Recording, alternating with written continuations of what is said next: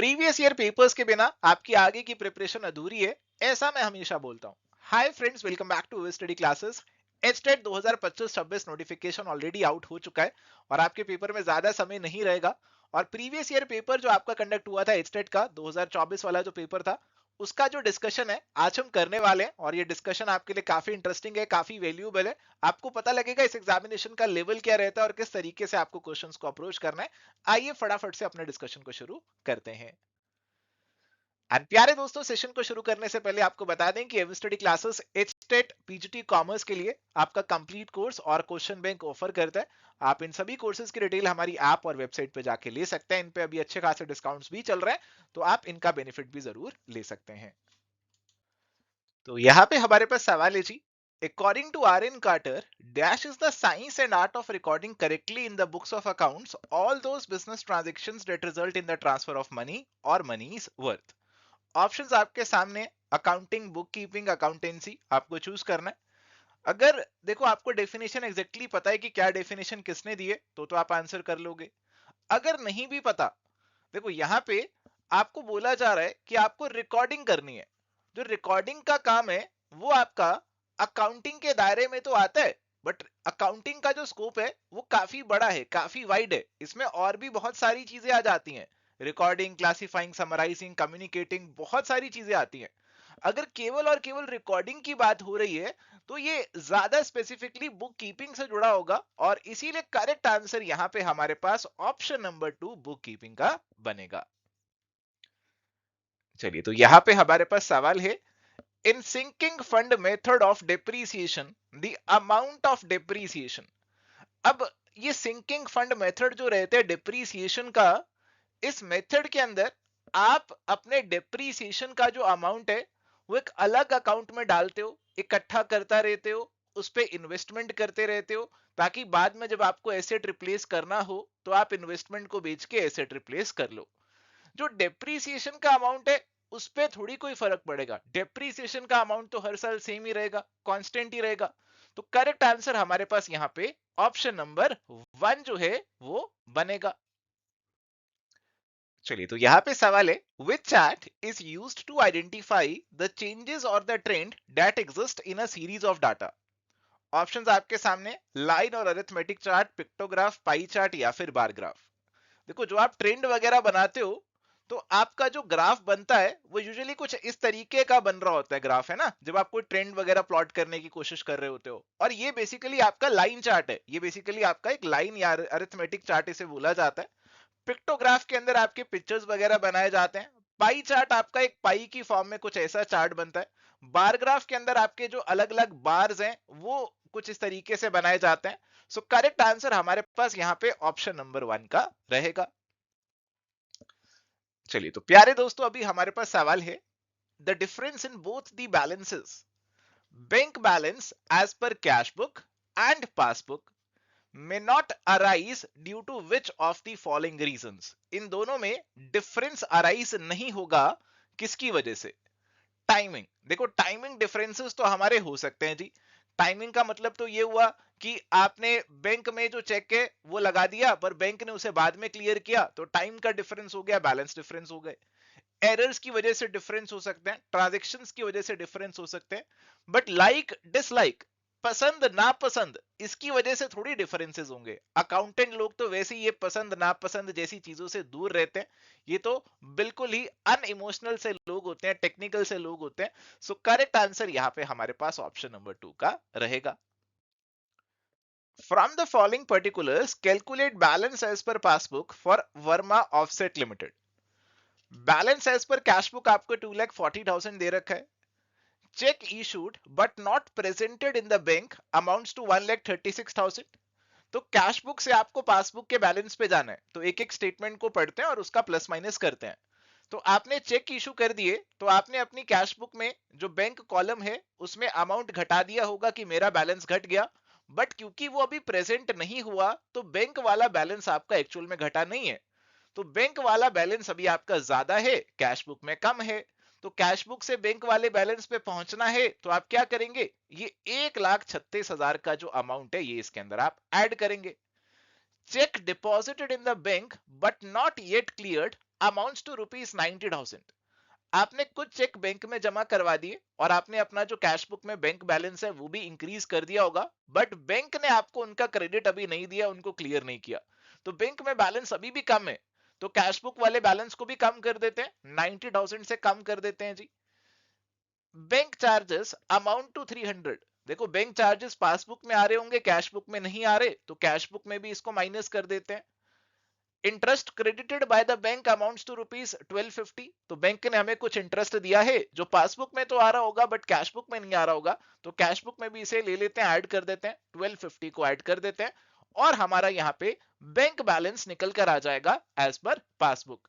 तो ये सारी एडजस्टमेंट्स आप यहाँ पे करेंगे प्यारे दोस्तों, तो आपका जो आंसर निकल कर आएगा that is going to be 2,86,950। So correct answer is option number 1। The details pertaining to a company for the year 2022 are: current ratio दिया हुआ है 2.5:1, लिक्विडिटी रेशियो दिया हुआ है 1.25:1, इन्वेंट्री दिया हुआ है ईयर एंड पे 21 लाख का, बैंक ओवरड्राफ्ट और प्रीपेड एक्सपेंसेस आपका जीरो है, आपको करंट लायबिलिटीज की वैल्यू यहाँ पे निकालनी है। तो देखो इस सवाल को सॉल्व करने के लिए आप क्या करेंगे, आप मान लीजिए करंट लायबिलिटीज आपकी एक्स है, करंट लायबिलिटीज आपकी एक्स है, तो इस केस में आपके करंट एसेट्स कितने हो गए, करंट एसेट्स आपके 2.5 गुना है, यानी कि करंट एसेट्स आपके कितने हो गए 2.5x हो गए।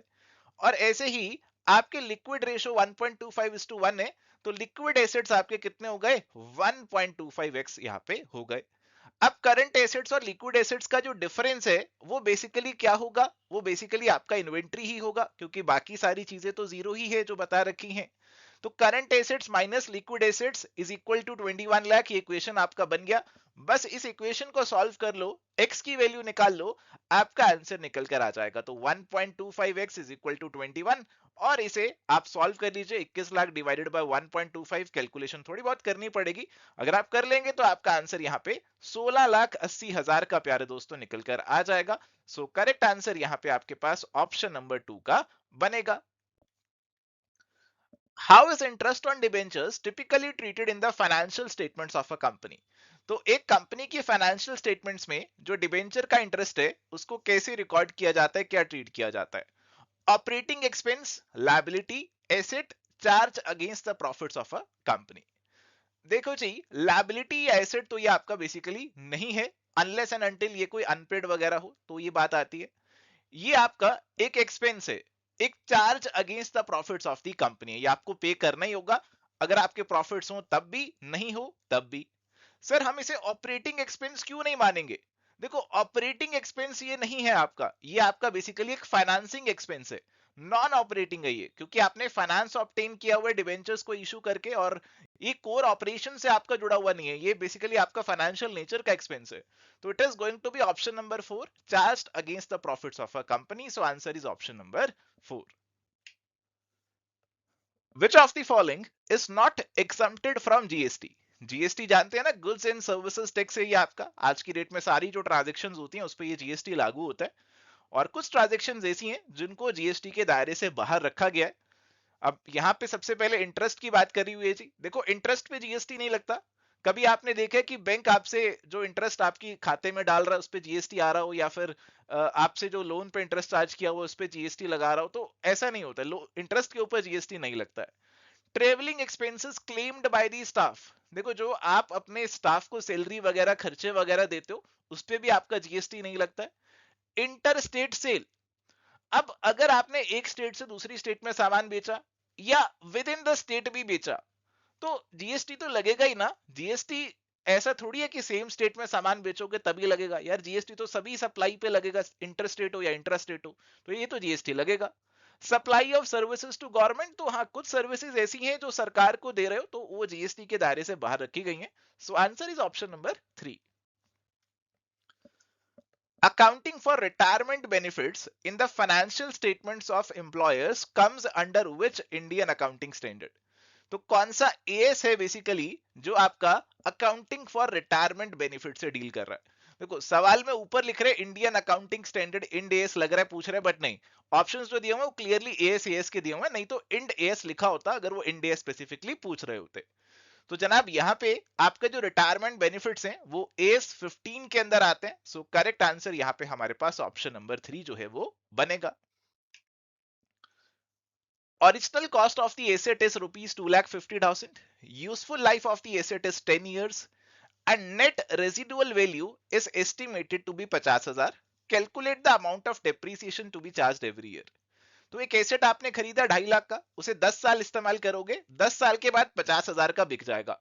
तो यार मोटा मोटी खर्चा आपको कितना पड़ा, 2.5 लाख में से 50,000 तो मिल ही जाएगा, तो 2 लाख है आपका बेसिकली। ये 2 लाख का अमाउंट आपको 10 सालों में स्प्रेड करना है। तो एक साल में कितना डेप्रिसिएशन लगा दोगे यार, 20,000 का लगा दोगे। तो करेक्ट आंसर ऑप्शन नंबर 1 का हो जाएगा। मैं लॉजिकली करना पसंद करता हूं, आप सीधा सीधा फॉर्मूला भी लगा सकते हैं, cost minus residual value divided by useful life, उससे भी आपका आंसर 20,000 ही आएगा।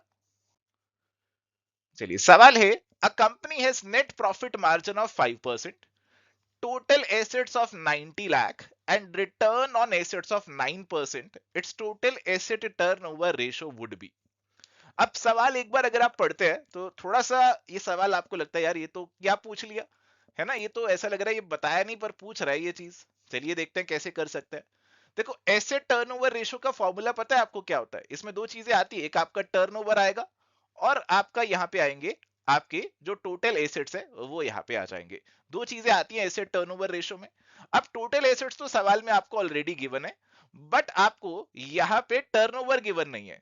टर्नओवर आप निकाल सकते हैं कि नहीं निकाल सकते वो देखते हैं। देखो नेट प्रॉफिट मार्जिन 5% का है, तो मैं कह सकता हूं मेरा net profit divided by sales अगर मैं करूंगा तो ये मेरा कितना बनता है, तो ये मेरा 5% बनता है, ये मेरे को ऑलरेडी दे रखा है। और मेरे को यहाँ पे एक और चीज भी बता रखी है कि मेरा जो रिटर्न ऑन एसेट्स है वो यहाँ पे कितना है, वो यहाँ पे 9% का है। ये चीज मेरे को यहाँ पे बता रखी है। देखो रिटर्न ऑन एसेट्स बेसिकली क्या हुआ कि मेरा जो नेट प्रॉफिट है divided by my assets is equal to कितना, multiply by 100 is equal to 9। अब देखो इस केस में मेरे को चाहिए क्या, मुझे चाहिए सेल्स डिवाइडेड बाय एसेट्स, ये मेरे को चीज बेसिकली यहाँ पे चाहिए। तो मैं यहाँ पे क्या कर सकता हूं, मैं यहाँ पे ये जो नेट प्रॉफिट जो है ये दोनों में कॉमन आ रहा है, ये दोनों में कॉमन आ रहा है नेट प्रॉफिट, तो इन दोनों इक्वेशंस को किसी तरीके से बराबर बना दूं तो मैं यहाँ पे अपना turnover divided by total assets कर सकता हूं, sales divided by total assets कर सकता हूं। तो कैसे करेंगे आइए देखते हैं जी। तो पहली वाली इक्वेशन को अगर मैं देखता हूं तो ये बेसिकली क्या कहती है कि net profit is equal to 5 divided by 100 sales, और दूसरी वाली क्या कहती है, net profit is equal to 9 divided by 100 into my assets. अब ये दोनों को बराबर कर देते हैं, दोनों नेट प्रॉफिट तो बराबर ही होंगे ना। 5 by 100 sales is equal to 9 by 100 assets. अब सेल्स डिवाइडेड बाय एसेट्स कर देता हूं और ये 5 बाय 100 दूसरी तरफ ले जाता हूं तो ये हो जाएगा मेरा क्या, उल्टा हो जाएगा। ये 100 तो कट ही गया और 9 डिवाइडेड बाय 5 मेरे पास क्या बना, 1.8, ये यहाँ पे बन गया। देखो सवाल में लग रहा था ये टोटल एसेट्स की जानकारी काम आएगी, बट काम ये आई नहीं। 5% और 9% दिया हुआ था, उसी से इस सवाल को सॉल्व कर सकते थे। तो करेक्ट आंसर यहाँ पे आपका ऑप्शन नंबर 2 जो है वो यहाँ पे बनने वाला है। चलिए अगला सवाल है, dash is the amount received और receivable by the enterprise from its operating activities. तो जनाब आपके जो कोर ऑपरेटिंग एक्टिविटीज है उससे जो आपको अमाउंट मिल रहा है वो क्या होगा, प्रॉफिट, इनकम, गेन या फिर रेवेन्यू। देखो जो टोटल अमाउंट आप रिसीव कर रहे हैं that is basically going to be your revenue. Revenue में से खर्चे माइनस करोगे तो प्रॉफिट, इनकम, गेन निकलेगा। सो करेक्ट आंसर यहाँ पे आपका ऑप्शन नंबर 4 रेवेन्यू का बनेगा। Proposed dividend for the current year is shown under which heading. तो डिविडेंड आपके डायरेक्टर्स ने प्रपोज कर दिया, बट ये एक्चुअल लायबिलिटी तब बनेगा जब शेयर होल्डर्स इसे आपकी जनरल मीटिंग में अप्रूव कर देंगे। तो प्रपोज्ड डिविडेंड अभी केवल एक कॉन्टिंजेंट लायबिलिटी ही होगा। सो करेक्ट आंसर यहाँ पे हमारे पास ऑप्शन नंबर 2 का बनेगा। Which source document is issued if a customer returns goods previously invoiced or the customer is allowed further discount। तो आपने कस्टमर को कोई सामान बेचा, वो सामान वापस आ गया या आपको उस पर और डिस्काउंट देना पड़ा, तो कौन सा डॉक्यूमेंट आप इशू करेंगे। देखो जब आप कस्टमर को सामान बेचते हो तो एंट्री क्या करते हो, लेट सपोज आपने मिस्टर श्याम को सामान बेचा तो आपने क्या किया होगा, श्याम अकाउंट, श्याम अकाउंट को क्या किया होगा, डेबिट किया होगा टू सेल्स, आपने ये एंट्री अपनी पास कर दी होगी। लेट सपोज आपने 1000 का सामान बेचा था तो 1000 की एंट्री आपने यहाँ पे पास कर दी। अब श्याम कह रहे कि नहीं ये 100 रुपए का सामान मैं वापस करना चाहता हूँ, ये सामान मैं वापस नहीं करूंगा, आप मेरे को 100 रुपए का इसमें छूट दे दो। तो यार मेरे को क्या करना पड़ेगा, अब मेरे को शाम से 1000 रुपए तो नहीं मिलेंगे, 100 का सामान यहाँ वापस आ रहा है तो मेरे को 900 ही मिलेंगे।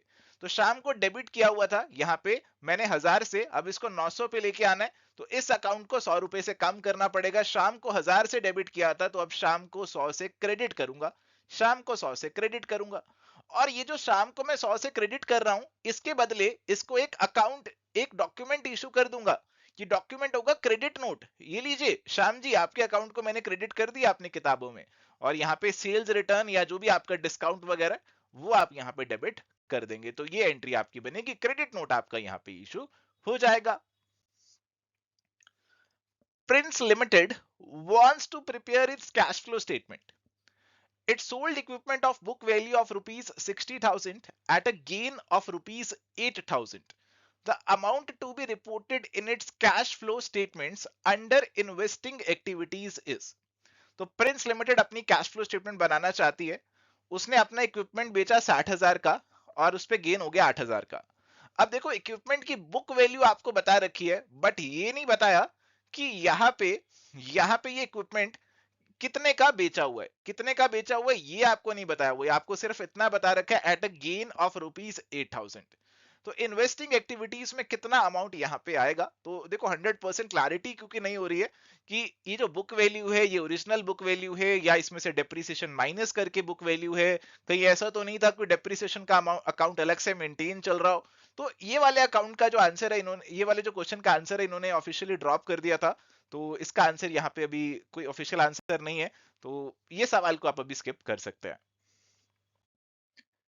चलिए तो सवाल है, Rama limited forfeited 40 shares of rupees 10 on which rupees 7 were called up and the shareholder had paid rupees 5 of these. 30 shares were reissued at rupees 6 per share. The amount transferred to capital reserve account will be. देखो 40 share हमने जब्त कर लिए, forfeit कर लिए। 10 रुपए का share था बट उसपे 7 रुपए ही कंपनी ने कॉल अप किए थे और शेयर होल्डर ने 5 ही दिए थे। तो ये जो 5 दिए, ये 5 रुपए हमने जब्त कर लिए। अब 40 में से 30 शेयर हमने रीइशू कर दिए 6 रुपए पर शेयर पे। तो डिस्काउंट कितना दिया ये बता दो। सर 7 रुपए कॉल्ड अप है और 6 रुपए का हमने शेयर इशू किया, तो यानी कि 1 रुपी पर शेयर का जो डिस्काउंट है वो हमने यहाँ पे एक शेयर पे दिया है। देखो अगर इस सवाल के अंदर लिखा होता ना फुली पेड अप, इसके आगे लिखा होता पर शेयर फुली पेड अप, अगर ये लिखा होता तो आप इसे 10 का मानते, बट ये नहीं लिखा हुआ है तो आप इसे 7 का ही मान के चलोगे, डिस्काउंट 1 रुपए का ही रहेगा। तो जनाब आपने यहाँ पे 5 रुपए जब्त किए थे, 1 रुपए का डिस्काउंट दे दिया, तो 4 रुपए आपका कैपिटल रिजर्व में जाना चाहिए। कितने शेयर्स पे, जितने रीइशू किए यानी कि 30, 120 रुपए आपका कैपिटल रिजर्व में जाएगा। Correct answer is going to be option number 3। Which of the following is not correct for provisions? तो बहुत सारी provisions आप किताबों में बनाते हैं जी, provision for doubtful debts, provision for discount। तो अभी आपका पहला ऑप्शन है, it is created for a known liability, liability हमें known होती है, pertaining to current accounting period, the amount of which is not certain। हाँ liability पता होता है कि arise होगी, कि bad debts तो होंगे, but amount कितना होगा ये नहीं पता। It reduces the taxable profits, तो बिल्कुल आपके जो प्रॉफिट्स होते हैं वो कम हो जाते हैं, और ये चार्ज अगेंस्ट प्रॉफिट है, तो आपका नेट प्रॉफिट निकालते हुए आप प्रोविजंस को लेस करते हो। It is made for strengthening the financial position of the business, some are also mandatory under law. देखो यहाँ पे देखो, जो आप प्रोविजन बनाते हो, प्रोविजन जो आप बनाते हो वो बेसिकली आप अपने प्रॉफिट्स को कम करने के लिए, आपका जो P&L है उसमें सही पिक्चर दिखाने के लिए बनाते हो। जो आपके रिजर्व्स आप बनाते हो ये बेसिकली आपकी बैलेंस शीट में जाते हैं, ये आपकी फाइनेंशियल पोजीशन को स्ट्रेंथन करते हैं। तो 3 वाला पॉइंट ज्यादा रिजर्व से जुड़ा हुआ है मेरे अकॉर्डिंग। चार्ज अगेंस्ट प्रॉफिट, तो हाँ जी ये चार्ज अगेंस्ट दी प्रॉफिट होते हैं, तो ये आपके प्रॉफिट को रिड्यूस करते हैं। तो करेक्ट आंसर यहाँ पे आपका ऑप्शन नंबर 3 जो है वो यहाँ पे बनेगा। Reserve capital is a part of which capital in the event of winding up of a company. तो कई बार कंपनीज अपनी कुछ कैपिटल का हिस्सा रिजर्व कर लेती हैं कि जब कंपनी बंद होगी, तो जब बंद होते हुए समय पैसे की जरूरत होगी तो वो कैपिटल का हिस्सा हम शेयर होल्डर से मंगा लेंगे। अभी नहीं मंगा रहे वो हम। तो जनाब ये वो हिस्सा है आपकी सब्सक्राइब्ड कैपिटल का जो शेयर होल्डर ने सब्सक्राइब तो कर लिया, बट कंपनी उसे कॉल नहीं कर रही है, कॉल अप नहीं कर रही है। कंपनी कह रही है हम कॉल तो तभी करेंगे जब कंपनी वाइंड अप होगी। So it is basically a part of subscribed capital, जो सब्सक्राइब हो चुका है बट कंपनी ने अभी कॉल नहीं किया, कॉल वाइंडिंग अप के समय ही किया जाएगा। Dash are the customs, usage or practices followed by accountants as a guide in the preparation of financial statements. देखो जहां पे ये कस्टम की बात आ जाए, कस्टम बेसिकली आपकी क्या हो गई, प्रथाएं हो गई ना, जो चलती आ रही हैं। और प्रथाएं बेसिकली क्या होती है, कन्वेंशन होती हैं। कन्वेंशन जो कन्वेंशनल चीजें चली आ रही हैं, पीछे जमाने से चली आ रही हैं, वही कन्वेंशन होती हैं, आपकी रीति रिवाज होते हैं। तो यहाँ पे आपकी जो मैचिंग बनेगी ना, वो कस्टम और कन्वेंशन की बनेगी, और इसीलिए करेक्ट आंसर यहाँ पे आपका ऑप्शन नंबर 4 का होगा। A dash gross profit ratio achieved by an organization compared to that of an industry's average indicates the organization's successful attempt to produce at a relatively lower cost. तो gross profit ratio आपकी क्या होगी, जिससे हमें पता चलेगा कि यार आपकी कॉस्ट तो कम है। तो कॉस्ट कम है तो प्रॉफिट क्या होगा, बेसिकली ज्यादा होगा, हाई होगा प्रॉफिट आपका। तो अगर आपका प्रॉफिट हाई है तो इट मींस आपकी कॉस्ट कम है, तो ग्रॉस प्रॉफिट रेशो यहाँ पे हाई होनी चाहिए, तभी ये चीज डिपिक्ट होगी। तो करेक्ट आंसर हमारे पास यहाँ पे ऑप्शन नंबर 3 जो है वो बन जाएगा। Which among the following is called the principal book of accounts? तो यहाँ पे ऑप्शंस है cash book, ledger, sales book और पासबुक। तो जो आप अपने अकाउंट्स मेंटेन करते हो, तो सबसे पहले जो आपकी ट्रांजैक्शन जाती है वो बुक ऑफ ओरिजिनल एंट्री में जाती है, जिसे आपका जर्नल बोला जाता है। और जनरल के बाद सारी ट्रांजैक्शंस आपकी जाती हैं लेजर में, और लेजर को basically principal book of accounts बोला जाता है, क्योंकि इसमें सभी खाते आ जाते हैं, सभी ट्रांजैक्शंस अपने अपने खातों में चली जाती हैं, और इन्हीं के माध्यम से आपका जो फाइनल ट्रायल बैलेंस है और बैलेंस शीट है वो बनाई जाती है। सो करेक्ट आंसर यहाँ पे आपका ऑप्शन नंबर 2 का प्यारे दोस्तों बनेगा। Old partners A, B, and C's old profit sharing ratio is 3:2:1. D is admitted as a new partner. It is agreed among the partners that the new ratio between C and D will be same as between A and B. Further, the relative ratio of A, B, and C will remain unchanged. What will be the new profit sharing ratio between A, B, C and D? तो देखिए क्या बोला जा रहा है सवाल में, कि पहले आपकी जो रेशो है 3:2:1 है। अब नया पार्टनर आ रहा है और पुराने पार्टनर्स की रेशो बिल्कुल वही रहने वाली है। ए और बी का जो रेशो है वही सी और डी का रहेगा। तो ए और बी का रेशो क्या है, 3:2। तो सी और डी का रेशो भी हमें इसी में लेकर आना पड़ेगा। तो जनाब आप थोड़ा सा इस तरीके से सोचिए, इस तरीके से सोचिए कि मेरे को ये जो 1 है ना, इस 1 को मेरे को 3 बनाना है, इस 1 को मेरे को 3 बनाना है, तभी कहीं ना कहीं कुछ बात जो है वो यहाँ पे बन पाएगी। तो 3:2:1 को मैं ऐसे लिख सकता हूं 9:6:3, एक ही बात है ना, एक ही बात है, कोई फर्क नहीं है। तो अब ये जो 9:6 है ये बेसिकली 3:2 है, और जो मेरा नया पार्टनर आएगा वो भी यही रेशो मेंटेन करेगा, यानी कि वो 3:2 यहाँ पे ले लेगा। तो 9:6:3:2 की रेशो बनेगी।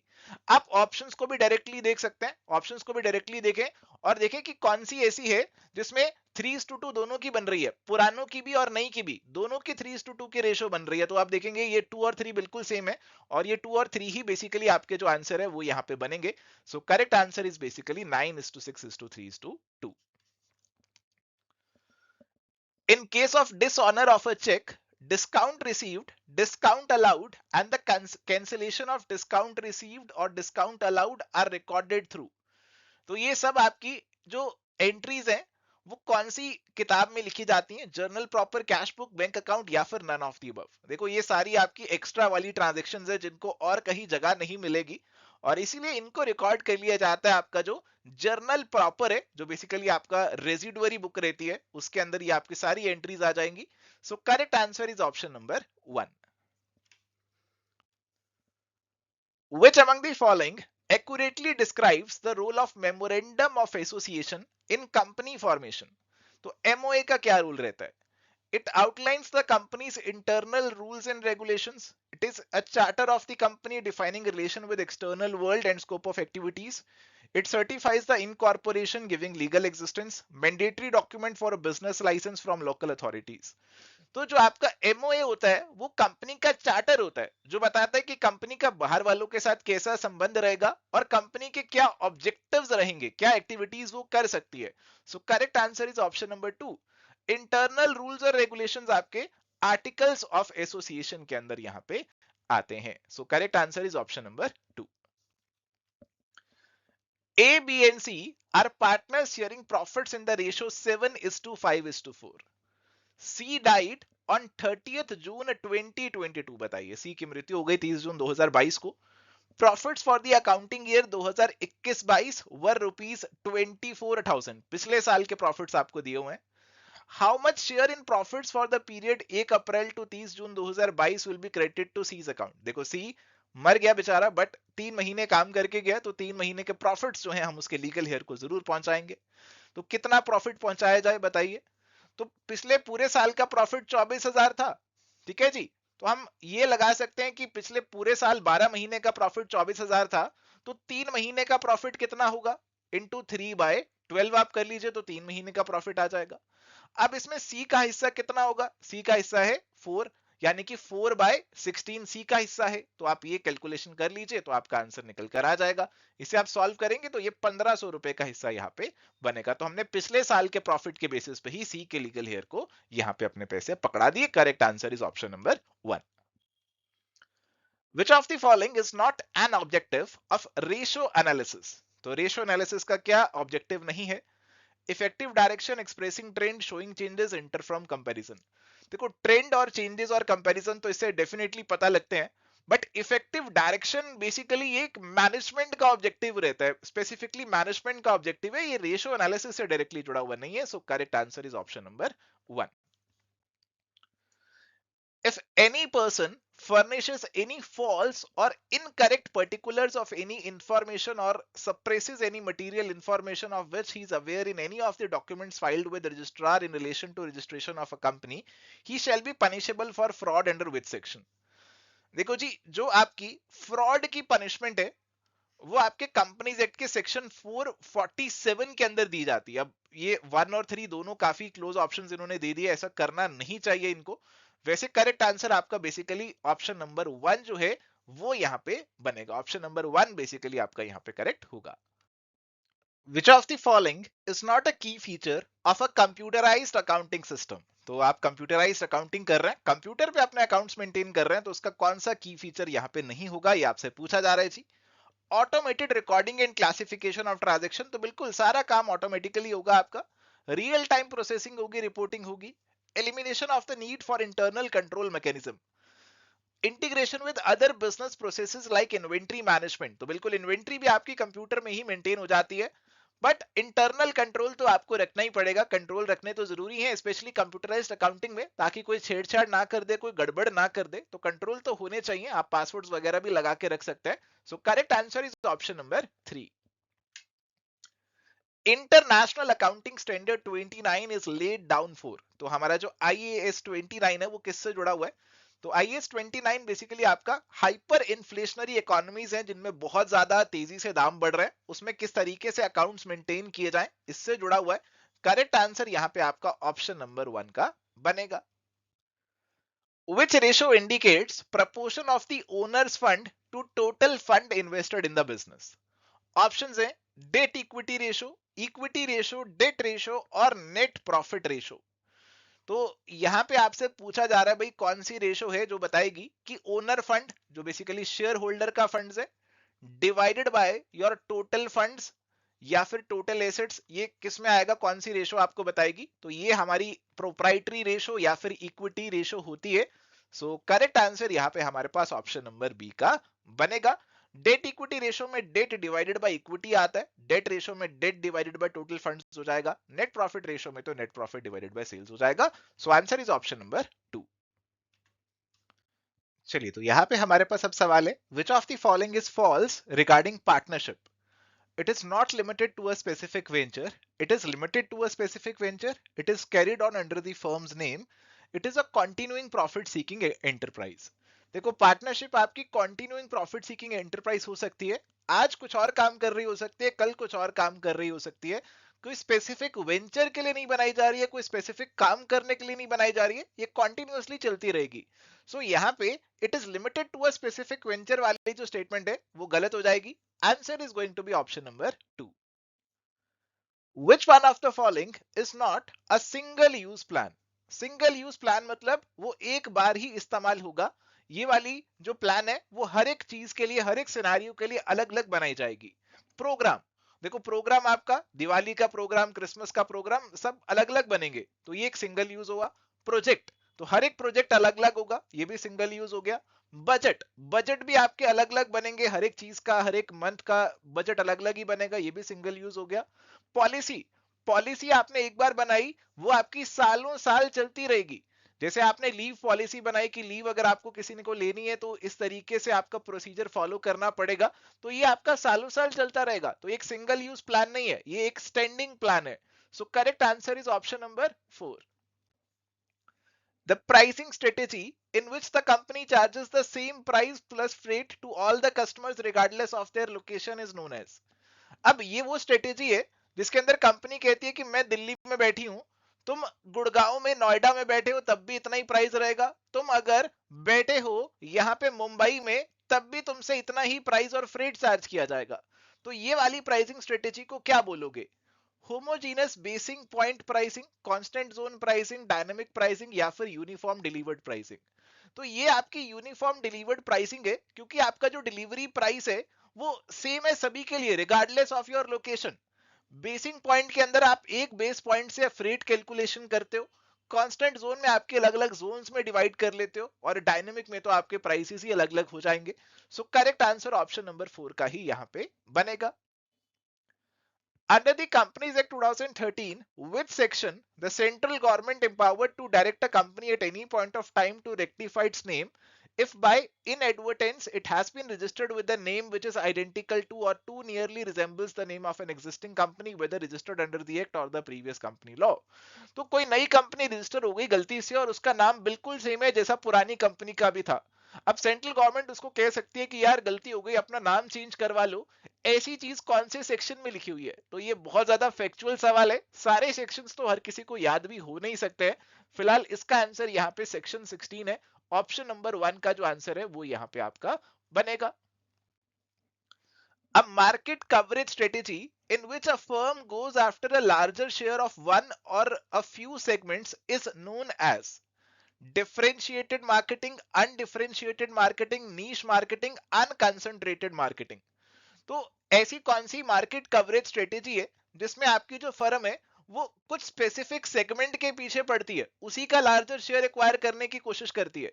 जैसे मान लीजिए कि हम यहाँ पे जूते बना रहे हैं, पर हम ऐसे जूते नहीं बना रहे जो हर किसी के लिए हो, हम वो जूते नहीं बना रहे, हम एक स्पेसिफिक सेगमेंट को उठा के टारगेट कर रहे हैं। हम कह रहे हैं कि जो ओल्ड एज सिटीजन्स होते हैं उनके पैरों में दिक्कत रहती है, चलने में दिक्कत रहती है, तो उनके लिए स्पेसिफिकली हमने जूते बनाए जिसमें उनकी पैरों की मसाज भी साथ साथ होती रहेगी। तो हमने एक स्पेसिफिक सेगमेंट को टारगेट किया, उसका लार्जर शेयर एक्वायर करने की कोशिश करी, तो ये आपकी नीश मार्केटिंग यहाँ पे हो जाती है। Correct answer is option number 3। A sender's manipulation of information so that it will be seen more favorable by the receiver is known as। तो जनाब यहाँ पे आपकी इंफॉर्मेशन को मैनिपुलेट किया जा रहा है ताकि रिसीवर को लगे कि सब बढ़िया है, सब अच्छा है। जैसे मान लीजिए आपकी कंपनी जो है उसका सेल्स पर्सन कस्टमर के पास अपना प्रोडक्ट लेकर गया, कस्टमर ने कहा जी प्रोडक्ट बहुत अच्छा है, काफी अच्छा लगा ये प्रोडक्ट देखकर, बट इसका प्राइस ज्यादा है। तो अब जो देखो आपका जो सेल्स पर्सन है वो ऊपर मैनेजमेंट को रिपोर्ट देगा, अब उसको फेवरेबल रिपोर्ट देनी है, वो कहेगा जी कस्टमर को प्रोडक्ट बहुत अच्छा लगा, बहुत पसंद आया। वो प्राइस के बारे में बात ही नहीं करेगा, वो कहेगा नहीं कि उसने बोला कि यार प्राइस ज्यादा है। वो इंफॉर्मेशन को फिल्टर आउट कर रहा है, कुछ इंफॉर्मेशन को जानबूझकर छोड़ रहा है ताकि उसे फेवरेबल सेंस में रिसीवर जो है वो परसीव करे। So this is referred to as filtering. Correct answer is going to be option number 4। As per expectancy theory, the probability perceived by the individual that exerting a given amount of effort will lead to performance is called। देखो जो आपकी expectancy theory motivation की होती है वो बात करती है एक तो किस चीज की बात करती है, एफर्ट परफॉर्मेंस रिलेशनशिप की, फिर परफॉर्मेंस रिवॉर्ड रिलेशनशिप की भी बात करती है कि अगर आप एफर्ट डालेंगे तो परफॉर्मेंस निकल कर आएगी। This is your effort performance relationship. जो परफॉर्मेंस निकल कर आई उससे आपको रिवॉर्ड मिलेगा, और वो रिवॉर्ड आपके लिए कितना यूजफुल है, कितना आपके गोल्स को सेटिस्फाई करता है, तो ये आपके अलग अलग रिलेशन हमें इस एक्सपेक्टेंसी थ्योरी में देखने को मिलते हैं। ये थ्योरी आपकी विक्टर वरूम ने दी है जी। और यहाँ पे बेसिकली जो बात हो रही है कि एफर्ट और परफॉर्मेंस की बात हो रही है इस क्वेश्चन में। So correct answer is going to be option number 1। An entrepreneur who likes innovation and enjoys working something new or creative is known as। देखो, ऐसे एंटरप्रेन्योर जिनको इनोवेट करना या कुछ नया करना अच्छा लगता है, तो यही तो एक एंटरप्रेन्योर का काम होता है। एंटरप्रेन्योर तो कुछ नया करते ही रहते हैं, कुछ नया चीज छेड़ते ही रहते हैं। तो ऐसे एंटरप्रेन्योर आपके एक आइडियलिस्ट एंटरप्रेन्योर की कैटेगरी में आ सकते हैं। So correct answer is basically going to be option number 2। A runner-up firm that is fighting hard to increase its market share in an industry is called market challenger, market follower, market leader या फिर market नीशर। तो एक ऐसी firm है जो continuously आपके leader को challenge करी जा रही है कि यार मार्केट शेयर मेरे को अपना इंक्रीज करना है, तो ये मार्केट चैलेंजर की कैटेगरी में आ जाएगी। फॉलोअर तो फॉलो करेगा है ना, लीडर तो ऑलरेडी लीड ही कर रहा है, और नीच वाले तो एक स्पेसिफिक सेगमेंट को टारगेट कर रहे होते हैं। So correct answer is option number 1। Which of the following is not an internal recruiting source? Employee referral, promotion, employee recommendation या फिर एग्जीक्यूटिव सर्च फर्म। देखो, जो आपकी एग्जीक्यूटिव सर्च फर्म होती है वो बाहर से आपका जो रिक्रूटमेंट है वो करके आपको देती है। सो एग्जीक्यूटिव सर्च फर्म हमारे पास इंटरनल नहीं होगा, ये एक्सटर्नल होगा। सो क्लियरली करेक्ट आंसर हमारे पास यहाँ पे ऑप्शन नंबर 4 का बनेगा।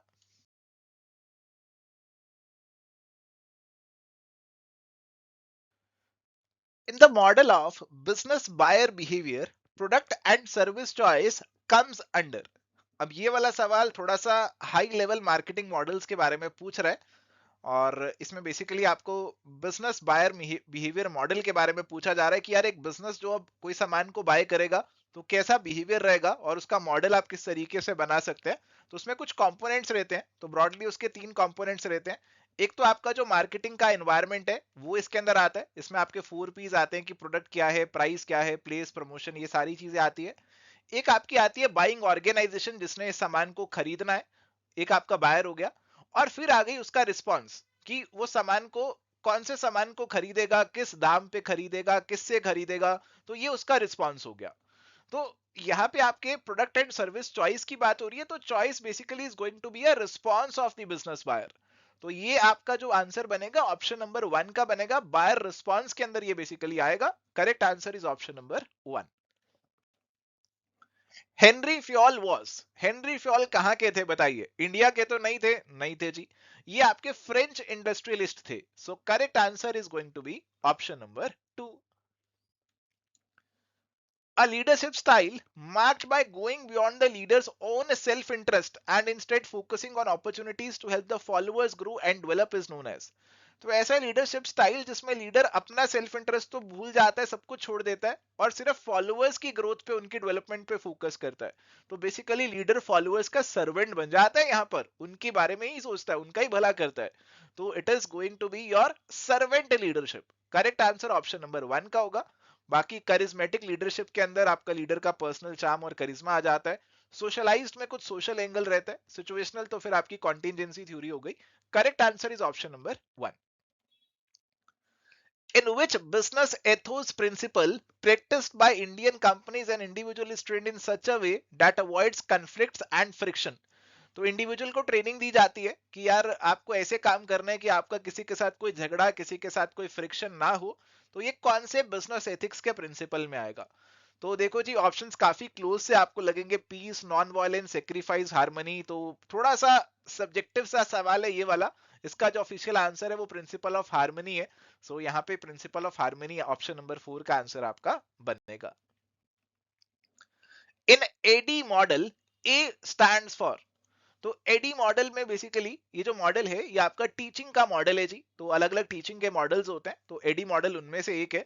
और एडी मॉडल के जो कंपोनेंट्स हैं, these are analyse, design, develop, implement and evaluate. और ए जो है वो एनालाइज को डिपिक्ट करता है। So correct answer is basically going to be option number 3। ये वाला सवाल आपका पेडागोजी या फिर टीचिंग एप्टीट्यूड से पूछा गया है। Which of the following is a consumer under Consumer Protection Act 2019 who avails services for any commercial purpose? देखो कमर्शियल पर्पस वाले कंज्यूमर नहीं होते हैं। फ्री ऑफ चार्ज नहीं। Under a contract of personal service ये भी नहीं होते। Who hires any service for a consideration which has been partly paid. तो जो सामान खरीद रहा है, जो सामान खरीद रहा है कंसिडरेशन के बदले, चाहे कंसिडरेशन पार्टली ही अभी पे हुई है, तो ये वो आपके कंज्यूमर के दायरे में आते हैं as per the consumer protection act 2019। Free of cost वाले कमर्शियल पर्पस वाले कंज्यूमर नहीं होते हैं। सो करेक्ट आंसर यहां पे आपका ऑप्शन नंबर 4 का बनेगा। Face to face conversation is an example of low channel richness, medium channel richness, high channel richness या फैसिलिटेट पावर फीडबैक। देखो जब आप किसी से फेस टू फेस कन्वर्सेशन कर रहे होते हो ना, आप सामने वाले को पूरा अच्छे से देख सकते हो, उसके एक्सप्रेशंस, किस तरीके से बात कर रहा है, किस तरीके से उसके हाथ पैर हिल रहे हैं, ये सारी चीजें आप देख सकते हो। तो ये चैनल काफी रिच रहता है, इसमें हाई चैनल रिचनेस हमें देखने को मिल जाती है। बट अगर आप किसी से फोन पे बात कर रहे हो तो ये सारी चीजें नहीं देख पाती हैं, तो चैनल रिचनेस आपकी कहीं ना कहीं लो हो जाती है। As per Companies Act 2013, a public company may be formed for any lawful purpose by। एक पब्लिक कंपनी बनाने के लिए मिनिमम कितने लोग चाहिए बताइए? पब्लिक कंपनी के लिए कम से कम 7 लोग चाहिए होते हैं आपको। So correct answer is going to be option number 1। Option 1 आपका करेक्ट आंसर होगा। प्राइवेट कंपनी 2 लोगों से बनती है, पब्लिक कंपनी 7 से बनती है। Interview in which a candidate are asked to describe how they actually handle a given situation is known as structured, unstructured behavioural या फिर स्ट्रेस इंटरव्यू। तो ऐसे इंटरव्यू के अंदर आपके कैंडिडेट को एक सिचुएशन दे दी जाती है और वो किस सिचुएशन में कैसा बिहेव करेगा, इस चीज को एनालाइज किया जाता है। तो ये आपके बेसिकली बिहेवियरल इंटरव्यू बन जाते हैं। So correct answer option number 3 जो है वो यहां पे बनेगा। The set of all product line and items that a particular seller offers for sales is known as। Options है marketing mix, market portfolio, product length, product mix. तो जो सारे प्रोडक्ट्स एक सेलर ऑफर कर रहे हैं सेल्स के लिए, उनको क्या बोला जाएगा, ये यहाँ पे बेसिकली आपसे पूछ रहे हैं। तो जैसे आप कोई भी सेलर को उठा लीजिए, कोई भी आप कंपनी को उठा लीजिए, जैसे रिलायंस एक बहुत बड़ी कंपनी है, रिलायंस बहुत सारी चीजों में काम कर रही है, वो टेलीकॉम के अंदर भी है, वो पावर एनर्जी के अंदर भी है, वो आपके और बहुत सारे इलेक्ट्रॉनिक गुड्स के अंदर भी है, बहुत सारी चीजों में रिलायंस जो है घुसी हुई है, बहुत सारा काम वो कर रही है। अब बहुत सारे जो काम कर रहे हैं, सारे प्रोडक्ट्स जो ऑफर कर रही है, that is basically going to be the product mix of the Reliance. तो उसका प्रोडक्ट मिक्स होगा। अब हर एक प्रोडक्ट मिक्स में जो जो एक एक कंपोनेंट है, उसकी क्या क्या लेंथ है, जैसे टेलीकॉम के कितने प्रोडक्ट्स ऑफर कर रही है, इलेक्ट्रॉनिक्स के कितने प्रोडक्ट ऑफर कर रही है, वो हर एक प्रोडक्ट की लेंथ हो जाएगी। और मार्केटिंग मिक्स तो बेसिकली आपके 4 पीजी हो जाते हैं। करेक्ट आंसर यहाँ पे आपका ऑप्शन नंबर 4 का बनेगा।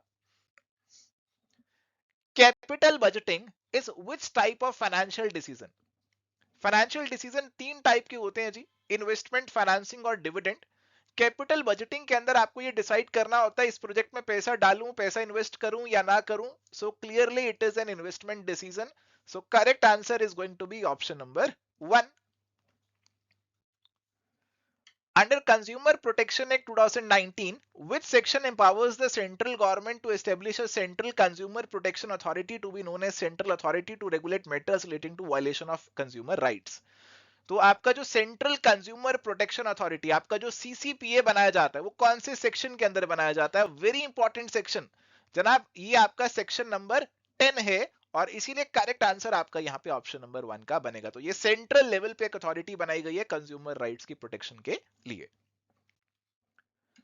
The view that we can learn through both observation and direct experience is known as.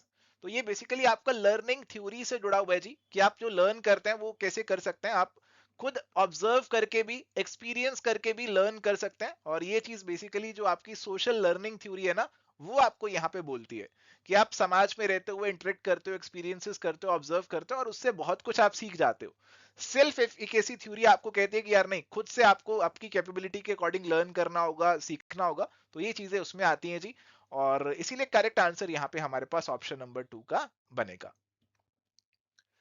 The Paris convention for protection of industrial property was signed on? यार ये सवाल ना बहुत पुराना हिस्ट्री का सवाल है, पूछना तो नहीं चाहिए था, बट कुछ सवाल आपके पेपर में ऐसे आ जाते हैं। और अब इसका जो आंसर है मैं आपको बता ही देता हूँ। इसका जो आंसर है वो है 20 मार्च 1883। देखो कितनी पुरानी कन्वेंशन है, पता नहीं क्यों पूछ रहा है, बट उन्होंने पूछा है तो याद कर लीजिएगा अगली बारी के लिए कि एक पेरिस कन्वेंशन थी इंडस्ट्रियल प्रॉपर्टी की प्रोटेक्शन के लिए। पेटेंट, ट्रेडमार्क और इंडस्ट्रियल डिजाइन इसके अंदर कवर अप थे। करेक्ट आंसर आपका ऑप्शन नंबर 2 का यहाँ पे बनेगा। Which one of the following is not a feature of Max Weber ideal bureaucracy? तो ब्यूरोक्रेसी तो आप समझते हैं ना, जो सरकारी डिपार्टमेंट्स होते हैं ब्यूरोक्रेसी वही होती है। बट यहाँ पे ना एक चीज एक्स्ट्रा एडेड है, दैट इज आइडियल। एक आइडियल ब्यूरोक्रेसी मैक्स वेबर के अकॉर्डिंग कैसी होगी, आइडियल वर्ड यहाँ पे आपका ऐड कर दिया गया है। तो उसका कौन सा फीचर नहीं है आपको बताना है। जॉब स्पेशलाइजेशन, तो हर एक जॉब को स्पेशलाइज लोग करेंगे। Stability of tenure, formal selection और इम्पर्सनैलिटी। देखो फॉर्मल सिलेक्शन प्रोसीजर होगा आपका, एक प्रॉपर एग्जामिनेशन, इंटरव्यू सब प्रोसीजर रहेगा ब्यूरोक्रेट्स को सिलेक्ट करने के लिए। इम्पर्सनैलिटी रहेगी, यानी कि ब्यूरोक्रेट्स अपनी पोजीशन से पर्सनली अटैच नहीं होते हैं, वो केवल अपना काम ही कर रहे होते हैं। और आइडियल ब्यूरोक्रेसी के अंदर उन्होंने बताया, उन्होंने कहा यार ब्यूरोक्रेसी जब आइडियल होगी ना, उसके अंदर स्टेबिलिटी ऑफ टेन्योर हम नहीं देंगे, क्योंकि अगर लोगों के टेन्योर स्टेबल हो गए ना तो काम पे ध्यान नहीं देंगे, तो हम उनको कॉन्ट्रेक्चुअल बेसिस पे रखेंगे अपने ऑफिशियल्स को, ऐसा आइडियल ब्यूरोक्रेसी में कहा गया था। तो वैसे नॉर्मल ब्यूरोक्रेसी में तो यार स्टेबिलिटी ऑफ टेन्योर होता ही है, बट क्योंकि ये आइडियल ब्यूरोक्रेसी की बात कर रहा है तो इसीलिए आंसर यहाँ पे आपका ऑप्शन नंबर 2 का बनेगा। ये सवाल भी थोड़ा सा हटके अलग से लेवल का था, और इसका जो आंसर है ऑप्शन नंबर 2 का बनेगा। Which one of the following is the first step of selection process? तो हमारे सिलेक्शन प्रोसेस का पहला स्टेप क्या रहता है बताइए जी। तो पहले स्टेप के अंदर तो आप इनिशियल स्क्रीनिंग ही करते हैं, देखते हैं किसका एप्लीकेशन आगे लेकर जाना है किसका नहीं लेकर जाना। सो correct answer is option number 1।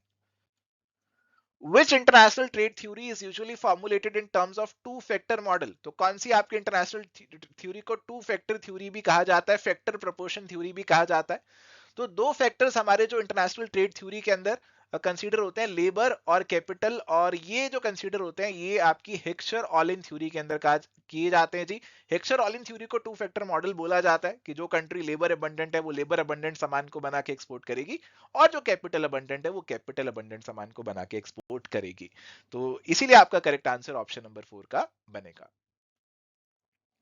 According to the computerized accounting system, which one of these is not an example of non-master data?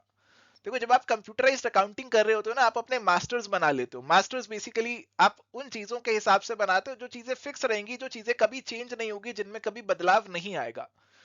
As, likes and dislikes, weight, blood group. अब देखो एज बंदे की चेंज होती रहेगी, likes dislikes change होते रहेंगे, wait change होता रहेगा, बट ब्लड ग्रुप तो किसी का चेंज नहीं होगा ना, नहीं ब्लड ग्रुप चेंज नहीं होगा, और इसीलिए करेक्ट आंसर ऑप्शन नंबर 4 का यहाँ पे आपका बनेगा। Which of the following is not a characteristic of transactional leader? तो आपके ना दो तरीके के लीडर होते हैं, एक ट्रांजेक्शनल होते हैं और एक ट्रांसफॉर्मेशनल लीडर होते हैं। तो जो ट्रांजेक्शनल लीडर होते हैं वो लीडरशिप को एक ट्रांजेक्शन की तरह देखते हैं, और वो फॉलोअर्स को अपना काम देते हैं, और अगर वो काम अच्छा करते हैं तो उनको रिवॉर्ड देते हैं। तो और एक्सेप्शनल मैनेजमेंट रहती है, यानी कि वो बार बार तंग नहीं करेंगे फॉलोअर्स को, वो उनको काम करने देंगे, लेजस फेरे तरीके से काम चलेगा, बट अगर कोई एक्सेप्शनल डेविएशन है तो वो टांग अड़ाएंगे, उनको सुधारेंगे। बट ये जो इंस्पिरेशनल मोटिवेशन वाली चीज है ना, ये आपकी ट्रांसफॉर्मेशनल लीडरशिप में आती है, ये ट्रांजेक्शनल लीडरशिप की तरह नहीं है, और इसीलिए करेक्ट आंसर यहाँ पे आपका ऑप्शन नंबर 3 का बनेगा। A different approach determining the effectiveness of training is called? तो ट्रेनिंग की इफेक्टिवनेस को डिटरमाइन करने के लिए ना एक बहुत ही इंपॉर्टेंट मॉडल है, इसको बोला जाता है कर्कपेट्रिक मॉडल। इसके अंदर आप देखते हैं कि यार आपने किसी को ट्रेनिंग पे भेजा तो उसका रिएक्शन क्या रहा, उसने क्या लर्न किया, उसके बिहेवियर में क्या चेंज आया, और उसके जो काम के रिजल्ट आए उसमें क्या फर्क पड़ा। तो इस तरीके से आप ट्रेनिंग की इफेक्टिवनेस को देखते हैं। सो करेक्ट आंसर यहाँ पे आपका ऑप्शन नंबर 1 का बनेगा। So thank you my dear friends, आज के सेशन में हमारे साथ जुड़ने के लिए। सेशन अच्छा लगा तो प्लीज लाइक करके जाना, चैनल को सब्सक्राइब करना, एवर स्टडी क्लासेस के कोर्सेज को जरूर चेकआउट करना है हमारी ऐप और वेबसाइट पे। कोई क्वेरी है तो आप हमें रीच आउट कर सकते हैं, हमारी कॉन्टैक्ट डिटेल्स आपको नीचे दिख रही है। Bye, take care, all the best.